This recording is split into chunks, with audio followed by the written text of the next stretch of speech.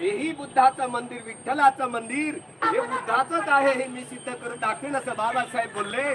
आम्ही सिद्ध करण्यासाठी या बुद्ध मंदिरात येत आहोत।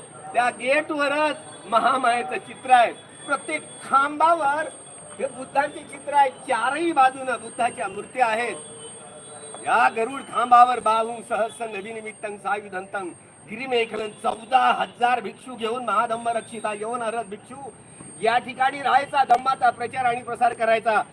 सम्राट अशोकानीच बांधलेलं आहे स्तूप, ही मूर्ती जी आता माढ्याला आहे, माढ्याला ती असली मूर्ती कितीदा हलवली।